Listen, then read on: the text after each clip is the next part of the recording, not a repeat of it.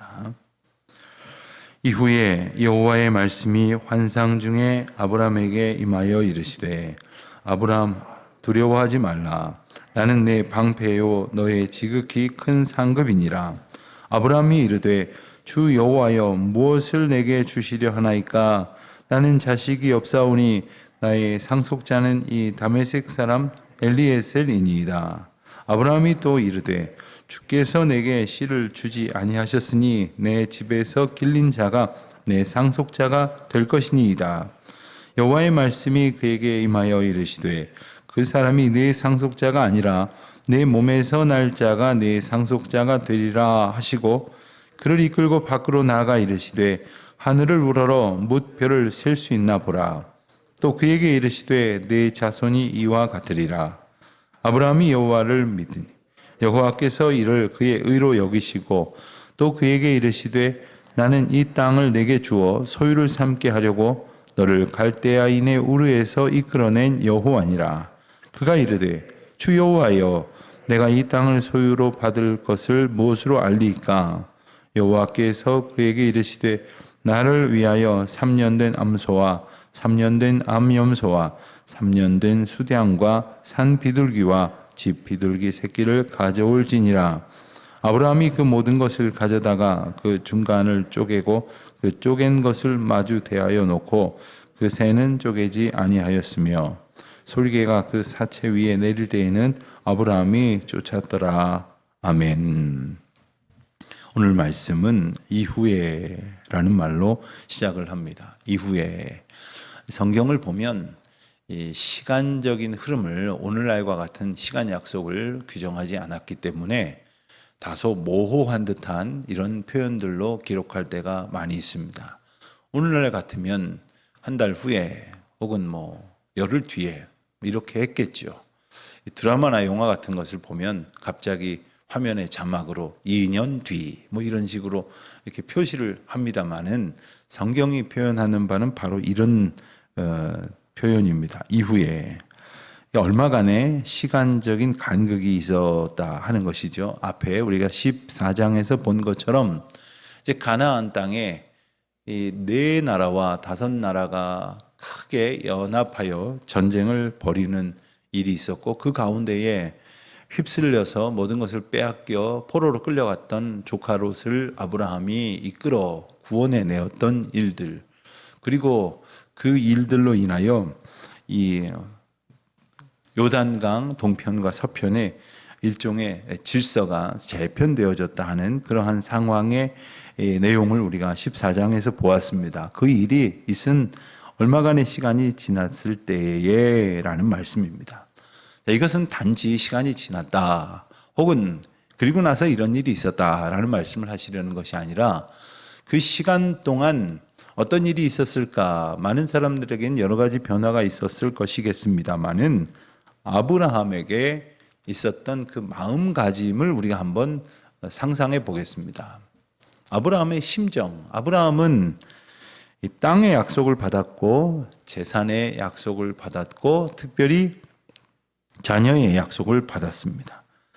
단지 자녀가 아니라 자손이 정말 하늘의 별처럼 땅의 티끌처럼 바다의 모래처럼 많아지겠다 하신 아주 구체적이고도 그리고 큰 약속을 받았습니다. 그러나 어떻습니까? 자기 형편을 보면 시간이 적지 않게 흘렀음에도 그 약속받은 자손이 없습니다. 후사가 없습니다. 하나님께서는 우리 이미 여러 번에 걸쳐서 약속하신 것을 보았습니다만은 현실은 아무것도 달라지지 않았습니다. 그러는 가운데에 계속해서 하나님의 약속을 동일한 믿음으로 믿고 하나님을 바라본다고 하는 것이 과연 쉬웠을까요? 여러분, 우리가 이 약속이 한 시간만 이행되지 않아도 조급해서 우리 마음이 혹시 잘못된 것이 아닐까 이런 생각을 하지 않습니까? 그런데 이 여러 시간 동안에 주님의 약속이 현실로 드러나지 않았으니 그가 정말 온전히 믿기 참 힘들었을 것입니다. 로마서 4장 18절 말씀을 보면 아브라함의 믿음에 대해서 바울이 로마의 교인들에게 여러 가지로 설명을 하는데 한마디로 말하면 바랄 수 없는 중에 그가 믿었다. 이렇게 말을 합니다. 바랄 수 없는 중에 그가 믿었다. 여러분, 사람들을 보면서 때로는 저 사람 믿지 못하겠어 할 때가 있어요. 그러나 믿어야 할 때가 있습니다. 예를 들어서 우리가 자녀를 키우면서 이 녀석이 언제부턴가 살살 거짓말을 합니다. 정말 아이들 키우기가 힘들어요. 이런 이야기 하시는 이제 부모님들을 보게 됩니다. 어린 아이들이 자라면서 이제 조금씩 엄마 눈치를 보고 자기가 하고 싶은 대로 하려고 하다 보니까 이제 어머니 걱정스러운, 아버지가 염려할 만한 그러한 상황 가운데 놓이면서 크게 충격을 받는 것 중에 하나가, 야, 이 녀석이 나한테 거짓말을 하다니 믿을 수가 없다. 그리고 이제 분노가 일어납니다. 그러나 어떻습니까? 믿어야 합니다. 부모가 자녀를 못 믿으면 누가 믿습니까? 그럴 때 조금 의미는 다릅니다만 바랄 수 없는 중에 믿었다는 아브라함의 믿음을 한 조각 이렇게 좀 가져다가 생각해 볼 필요가 있겠습니다. 우리가 하나님을 믿는 믿음이 사실은 우리의 믿음이 훌륭하고 우리가 탁월해서가 아니라 주님이 우리에게 주시는 믿음으로 인하여 우리가 믿는 거예요. 우리가 의지가 대단해서 나 이제부터 믿겠어 해서 믿는 게 아닙니다. 오늘부터 내가 믿음으로 살 거야 라고 해서 믿음으로 사는 것이 아닙니다. 저는 결심하면 한 번 한다 그러면 합니다. 이런 소리 하지 마세요. 그거보다 티끌만큼이라도 어려운 상황이 발생하면 우리는 속절없이 나가 떨어질 수밖에 없는 겁니다. 견딜 힘도 우리 주님 주시는 거고, 바라고 구하고 의지하며 따를 수 있는 믿음도 우리 주님 주시는 것이겠죠. 1절에 보니까 여호와의 말씀이 환상 중에 임하였다 했습니다. 아브라함아, 두려워하지 말라. 제일 먼저 하나님께서 하신 말씀은 두려워하지 말라는 말씀이셨어요. 도대체 뭘 두려워했을까요? 아브라함이 뭘 두려워했을까요? 사실 하나님께서 주신 약속이 이행되지 않으므로 믿음이 흐릿해지는 것은 짐작을 할 수 있겠으나 그다지 두려워할 것은 없을 것 같다 하는 생각도 들지 않습니까? 그가 재산도 많고 그리고 318명이나 되는 그 집 안에 있는 가병을 이끌고서 전쟁에 나아가서 큰 나라들과의 싸움에서 자기가 원하는 승리를 거두어 올 수 있는 형편이니 뭐가 두려웠겠습니까? 무엇이 부족했겠습니까? 그러나 그 마음 가운데에 하나님의 약속을 생각을 하면 이 약속이 왜 내게 주어지지 않을까? 왜 내게 응답되지 않을까? 하면서 이 약속이 맞나? 내가 잘못 들은 거 아닌가? 이 약속을 정말 내게 주신 것이 맞나? 혹은 내게 약속을 하나님께서 주셨었지만 혹 나를 버리신 것은 아닐까? 나를 지금 외면하고 계신 것은 아닐까? 이런 생각이 그를 두렵게 했을런지 모릅니다. 특별히 그 다음 이어지는 말씀을 보면 하나님께서 아브라함에게 이렇게 말씀하셨죠. 나는 내 방패다 이렇게 말씀하셨어요. 방패다. 이 말씀을 연이어서 하신 걸 보면 하나님께서 아브라함의 두려움을 제가 지금 말씀드린 것 정도에서 한정한 게 아니라 그가 하나님을 의지하는 가운데에 하나님께 보호받지 않으면 안 될 상황에 대한 염려를 가졌을 것이다 라는 추정을 가능하게 합니다. 하나님께서 걱정하지 마라. 내가 너를 보호하겠다. 내가 너의 방패다. 하나님이 우리의 보호자가 되심을 선언하시는 것입니다. 때로는 우리가 홀로 모든 것을 감당해야 될 것만 같을 때가 있습니다. 가족도 있고 친구도 있고 많은 주변에 좋은 사람들이 있지만 몸이 아파 보면 이건 뭐 주변에서 어떻게 해줄 수 있는 게 아닙니다. 나의 염려 주변에서 어떻게 위로해 줄 수 있는 게 아니다라는 그런 생각이 들 때가 있습니다. 그렇습니다. 그런 경험을 하고 보면 그저 나 혼자 모든 것을 감당해야 될 것 같지만 어쩌면 그럴 때 하나님께서 우리의 보호자가 되신다는 사실을 분명히 깨달을 수 있는 기회로 우리를 이끄셨다는 사실도 깨달아야 할 것입니다. 뿐만 아니라 1절 마지막 부분에 보면 너의 지극히 큰 상급이니라 이렇게 말씀을 하셨어요. 상급이다. 여기서 말하는 상급이라는 얘기는 주시는 상이라는 의미인데 하나님께서 아브라함에게 때마다 일마다 복 주시고 상 주시고 때로는 보너스도 주시고 모든 것을 넘치도록 주신다는 거예요. 이 말씀은 하나님이 주시는 것만 의지하여야겠다는 믿음을 이끌어내시는 하나님의 은총입니다. 그렇습니다.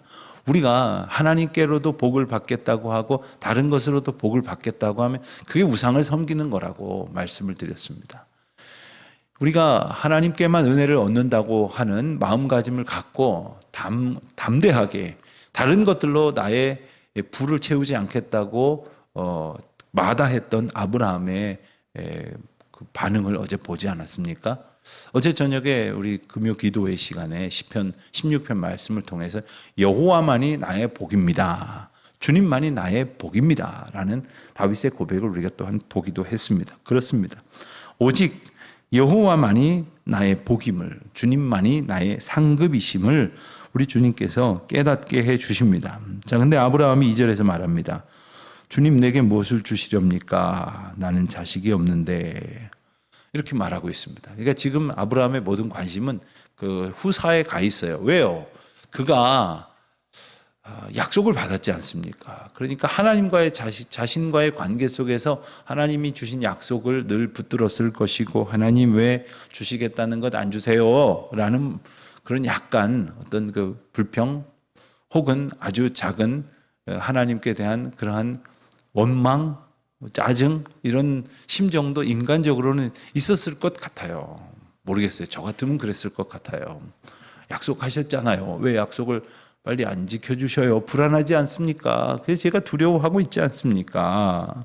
하나님 언제까지 그래야 됩니까? 하나님께서 자식을 안 주셔서 저는 별 수 없이 저에게 허락하신 이 모든 것의 상속자를 다메섹에서 온 엘리에셀이라 하는 저의 종 중에 하나에게 위임하려고 합니다. 라고 이렇게 자신의 생각을 하나님께 밝히고 있는 겁니다.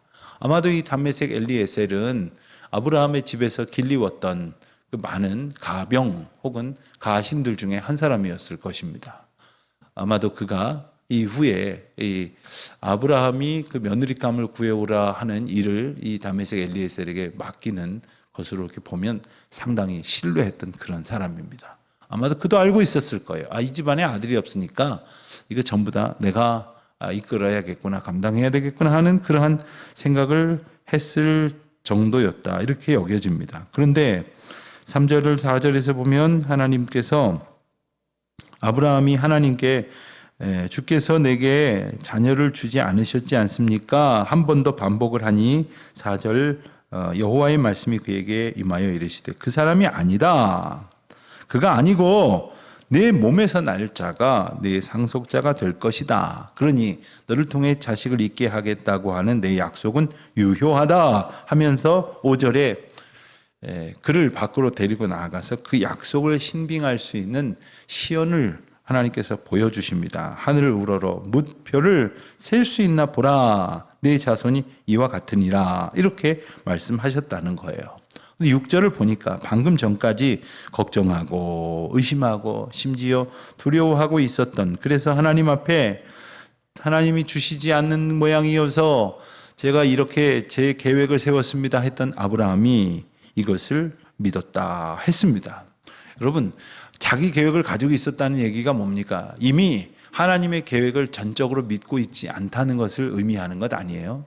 우리는 그런 이야기합니다. 플랜 B 뭐 이런 이야기를 하는데 어디서 언제부턴가 그런 표현을 좀 써요. 원래 계획이 있었습니다. 근데 이대로 안 될 것을 대비해서 또 다른 계획을 세워 놓는다는 거예요. 뭐 이런 플랜 A, 플랜 B 이러면 뭐 굉장히 치밀한 것 같고 굉장히 뭐 대비력이 있는 것 같고 뭐 준비성이 투철한 것이냐 착각을 하지만 우리 믿는 사람들에게 있어서는 오직 플랜 갓, 하나님의 계획, 하나님께서 우리에게 주신 약속만 붙들고 살아가야 하기에 아브라함이 자신의 플랜을 가지고 있었다라고 하는 것이 그게 대비하는 것이 아니라 믿음이 흐릿해지고 믿음이 없어져 가고 있음을 그를 통해서 우리에게 보여주시는 것이죠. 그런데 6절 이 중요한 말씀을 우리가 봅니다. 아브라함이 여호와를 믿으니.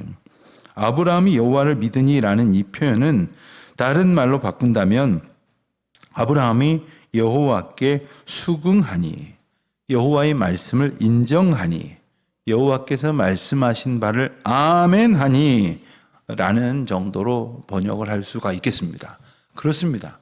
하나님께서 아브라함에게 말씀을 하신 것을 아브라함이 받아들였다는 거예요. 자, 바랄 수 없는 중에 믿었다고 말씀을 드렸죠. 또 아브라함이 지금의 상황이 약속을 붙들 수가 없을 것 같아서 자기 나름의 계획을 가졌다고 말씀을 드렸지만, 하나님이 하나님의 계획을 말씀하실 때에 그것을 전적으로 받아들였다는 거예요. 이걸 받아들였다는 얘기는 다시 말하면 다른 생각을 다 치워버렸다는 의미가 됩니다. 믿음이라는 것이 그렇습니다. 믿음은 그냥 반쯤 믿고 반쯤 안 믿는 것이 결코 아닙니다. 용산역에 가면 인천으로 가는 전철도 오고 수원역으로 가는 전철도 옵니다. 그런데 인천으로 가는 전철을 타야 되는 학생이 지각을 해서 계단을 막 엎지겁 뛰어 내려옵니다. 그런데 미처 플랫폼에 들어와 있는 이 열차가 인천행인지 수원행인지 확인을 못했어요. 그럼 어떡합니까? 탈까 말까 할 거 아니겠어요? 왜요? 모르니까. 그런데 이거 시간적으로 보면 이거 인천행이 맞아 라고 생각하면 어떡합니까? 열린 문으로 몸을 던집니다. 이게 맞아 라고 생각하면 몸을 던지는 거예요. 반신반의한다고 발만 하나 이렇게 걸쳐놓을 수가 없는 겁니다. 나를 던지는 거예요. 그럼 그 차 타고 가는 겁니다. 그러나 아닌 것 같아. 그러면 발을 들이지 않습니다. 다지 않습니다. 여러분, 믿음이라는 건 뭐냐 하면 이 반만 믿고 조금만 믿고 믿어가고 있다 이런 거 없는 거예요. 하나님의 말씀을 전적으로 내게 주시는 말씀으로 받아들이는 것이고 아멘 하는 것이고 수긍하는 것이고, 그리고 하나님의 계획으로 나의 계획을 이제 집어치우고 하나님의 계획으로 온전히 나의 마음의 소원을 삼는 것입니다. 바로 그때 하나님께서 내 믿음을 보시고 의로 여기신다고 말씀을 하십니다. 아브라함의 믿음을 보고 의라고 말씀을 하셨어요. 그가 어떤 행위를 해서가 아닙니다. 지난 몇 장에 걸쳐서 우리는 아브라함이 믿음의 조상이라는 말을 듣기에는 참으로 여러 가지로 참 부실하고 이상하다 하는 생각이 들 만한 일들도 그에게 있었음을 보았습니다. 그는 그러한 우리와 같은 성정을 가진 연약한 인간에 불과하지만 하나님께서 그에게 말씀하셨을 때 그가 그 말씀을 전적으로 수긍했어요. 전적으로 그 말씀을 받아들였습니다. 옛날에 그 이북 사투리를 많이 쓰시던 어떤 목사님의 설교를 들으니까 이북에서는 아마 그런 표현을 많이 썼대요. 전적으로 접수했다고 그러더라고요. 그렇습니다. 하나님의 말씀을 전적으로 접수하는 거예요. 전적으로 받아들이는 거예요. 전적으로 내 안에 그 말씀을 의지하여 이제 살아가기로 하는 겁니다. 그런데 8절을 보니까 이 하나님께 아브라함이 말합니다. 여호와여, 이 땅을 소유로 받을 것을 내가 무엇으로 알리까? 그런데 하나님 말씀을 내가 어떻게 알 수 있습니까? 다시 말하면 지금 좀 전에 전적으로 믿어서 하나님께서 의롭다 여김을 받았는데 갑자기 어떻게 알아요, 제가? 이런 소리 한다고 하는 것이 좀 이상하지 않습니까? 이 말씀은 이후에 내가 이것을 알지 못할 만할 때에 이 말씀, 약속의 말씀을 어떻게 붙들 수 있겠습니까? 라는 의미를 담고 있는 거예요. 우리의 믿음 없음을 고백하고 있는 겁니다. 아브라함은 그가 끊임없이 실수했다는 것을 알고 있습니다. 이 말씀을 참 아브라함은 방금 전에 의롭다 칭함을 받고도 금세 의심을 하고서는 금세 하나님 앞에 증표를 요구하고 있네, 이렇게 생각할지 모르지만 저는 그렇게 보이지 않습니다. 하나님, 저의 믿음 없음을 고백합니다. 제가 믿음이 없어서 하나님 말씀 온전히 붙들지 못할 때 무엇을 보면서 하나님의 약속을 온전히 붙들고 살아갈 수 있겠습니까? 이때 하나님께서 9절 말씀 이하에서 계약을 아브라함과 맺기로 작정을 하시고 계약의 증표가 될 재물들을 가져오라고 말씀을 하십니다. 3년 된 암소, 암염소, 수양, 산비둘기, 집비둘기, 이와 같은 많은 재물이 있는 것을 보니까 아마도 간단한 약식 계약 정도가 아니라 아주 최상의 절차를 구비한 정식 계약이 맺어지고 있는 겁니다.